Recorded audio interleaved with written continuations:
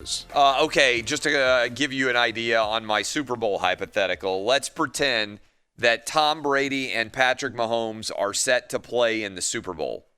Both of them test positive. They're both asymptomatic, have no idea that they would have the virus but for their tests. In theory, that would mean that your Super Bowl would be Chad Henne, who is the backup for Patrick Mahomes, against Blaine Gabbert, who is the backup for Tom Brady. I don't know if there's a single person listening to me right now who wouldn't say, screw it, go ahead and let them play. I mean that honestly. I don't know that there's a single person listening right now who would say, well, we'll just go roll it out there with Chad Henne and Blaine Gabbert in the Super Bowl, and we won't watch Patrick Mahomes and Tom Brady play against each other because they're asymptomatic positive.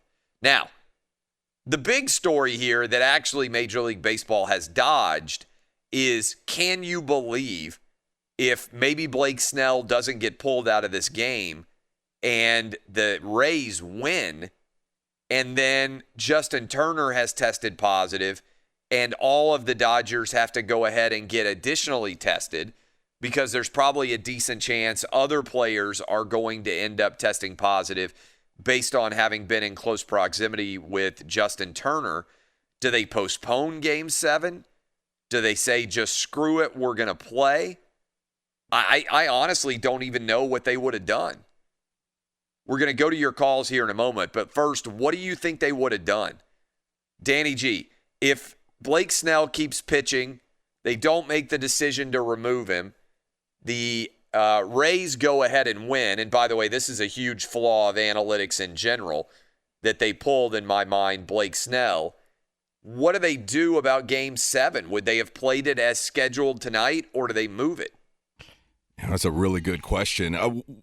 Well, I guess first we'd need to know if it's a false positive, because they would be testing Turner around the clock. Yeah, they'd probably give him 1,000 tests and hope that some of them are turning up negative. But yes, they'd also be testing all the Dodger players around the clock. But the fact that that happened during the game would mean, I would imagine, that they would – first of all, the big issue to me is that they don't have the super rapid test results, because that to me seems like something that you would want, given that the White House is testing people and you can get results in an hour. I don't know why you wouldn't have that going on in Dallas, but I would think there's probably a good chance that a bunch of other Dodgers are going to test positive. What do you do, Dub? What would have happened if the Dodgers had lost Game 6? Well, I think at a minimum, Game 7 would have been delayed at least a day or two, because you would think they'd have to test all the Tampa players as well, and coaching staff and everybody else involved. The one positive here is I don't believe there's a single example of COVID spreading during an athletic event. In other words, during an NFL game, Major League Baseball game, college football game, high school. So far, there is no evidence that I have seen of COVID being traced to spreading during a game. So the odds of it having spread from Justin Turner to somebody else are really, really low. But it is still, I think you're right. I think that there would have been a postponement of some sort. Eddie, do you think the Game 7 gets postponed? Yeah, absolutely. How long? That's until they figure out if anyone else is tested positive. I mean, it could be a week. It could be. And then you're going back, like everybody gets their best pitcher back, right? And then all the rhythm is gone of the series. Thank God that did not happen. What a mess that would have been. Can you imagine? I mean, and then you got potentially, I guess, like the Dodgers would have gone with Walker Buehler again, wouldn't they? Yeah, well, he would have been the choice for Game 7 anyways, but even on more rest. But I mean, especially on long rest. I mean, they wouldn't have brought Kershaw back, would they? Nah, he would have been the next guy up. It would have been Buehler, yeah. Yeah, it would have been Buehler, and then if Buehler got in any trouble, they would have brought Kershaw in. Yeah, but can you imagine how crazy that would have been? All right, we got a lot of people who want to weigh in. Again, you can go vote in our poll question. I'm at Clay Travis. Who's up first? I think we got an Outkick VIP. Yeah, Catfish Jake in Nashville. Catfish Jake, what do you think? You got an issue with Turner? How would you break this down? Well, say no, because all year long it's drove me nuts when I see a guy hit a game-winning home run or a walk-off, and they all act like they can't celebrate with each other. So I don't have a problem with him being out there for the celebration. I do think that Rob Manfred should send Kevin Cash a thank you note, because he screwed that game up so bad that they ended up having to worry about the Game 7. He maybe should have been the MVP for Major League Baseball. For sure he is. But on the baseball side of it, I have more of an issue with the 0-2 pitch that Fairbanks threw Mookie Betts that was dead over the center of the plate. It was a hanging breaking ball and a snail being pulled than anything. I mean, the Justin Turner thing, it's going to expose the real hypocrites in this whole Corona Bros thing, because people have been such a hardline stance on it. Now there's going to be a lot of the same people that are like Dodgers fans that are just going to be like, well, at least they should be able to celebrate. I think they should celebrate anyway. If it was me, there ain't nobody keeping me off the field. Yeah. I mean, if I just won the World Series, I don't give a damn what's happening. I'm going to be on the field with my teammates. Thanks for the call. It is funny to me how the state of California has all these regulations in place, and then the minute that the Dodgers and the Lakers win the championship, people are out in the streets celebrating like crazy. You're not supposed to be able to have like a normal Thanksgiving, but as soon as your favorite team wins, it's like COVID doesn't exist.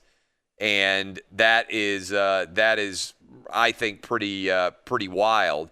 Now, the difference here, to me, like we have a Halloween party coming up on Friday, right? It's going to be a decent-sized party. We do it every single year, and my wife is all in for it. She does a great job setting it up. I want everybody to come to the party that we invited, right? That's why we invited them to the party. If someone knew they had COVID, I wouldn't want them to come to the party.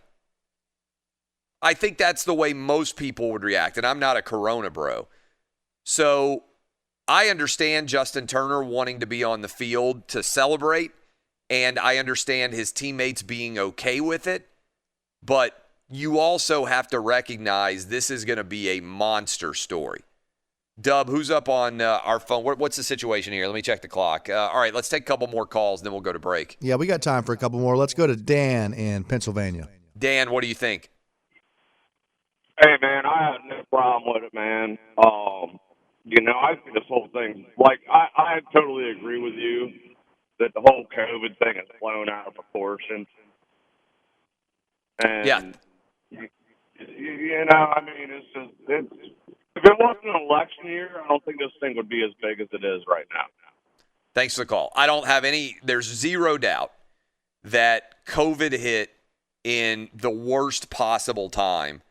The election has turned it into even more of an issue than it otherwise would have been, and I think has turned it into more emotional than it otherwise would have been. I think there's no doubt about that. But to me, the challenge here is going to be, again, just using my party as an example. I'm fine. I want everybody to come to my house. I want to have a great time for Halloween. I want everybody to be dressed up. I want to have a really fun Friday night party. But if you know you have COVID, even if you're one of my good friends, I don't want you to come to my Halloween party. And so I can understand both sides of this story, which is why I think it's going to be such a big deal. I am not a Corona bro. And I don't know what I would be thinking if I had tested positive for COVID and I were on the World Series champion.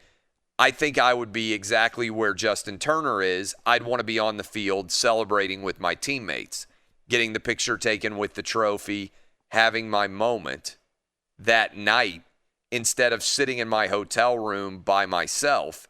I also understand logically, if all of the team has been around Justin Turner for the past several weeks as they have and for the past several months, is 15 more minutes on the baseball field going to change any of the calculus as it pertains to the risk factors involved? Heck, earlier in the game, earlier in the night, they were playing a baseball game with him.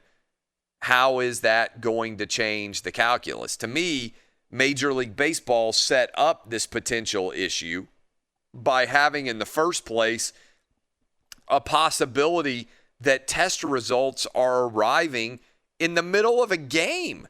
Like, how is that possible?